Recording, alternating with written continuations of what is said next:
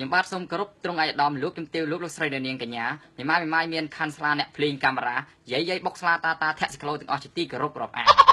ពេលនេះដែរខ្ញុំបាទសូមជូនព័ត៌មានអ្នកសាច់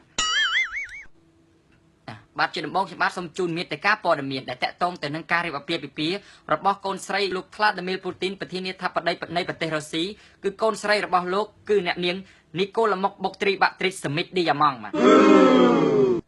បាទហើយជាបន្តទៅនេះខ្ញុំបាទសូមជូនព័ត៌មានពិស្ដាជាធម្មតាអនិច្ចាវត្តសង្ខារៈឧបតវយធម្មិណោឧបតឋានរច្ឆន្ទតេសង្វោបស្សមាសុខោសង្ខារធម៌ទាំងឡាយមិនទៀងមិនពិតមានកិរិយាហើយរលត់ទៅវិញជាធម្មតា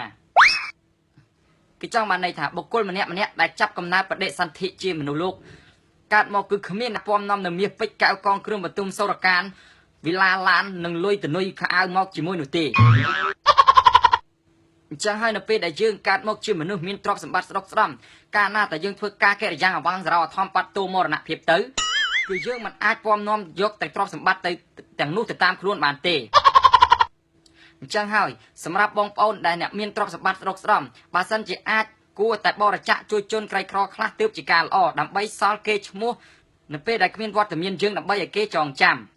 យ៉ាងណាមិញយ៉ាងអនិច្ចំអុចតេតាំងឆេតទេជាងឈៀងធ្វើតុកទូនៅខេត្តព្រៃតឹងលោកមេធាវីតុលាការនិងអង្គចៅក្រមរៃលុយគ្នាសងនៅសំណងរដ្ឋបវេនី24លានរៀលរួចបង្ហាយការពិព្រឹកថ្ងៃទី32កុម្ភៈម្សិលមិញនេះ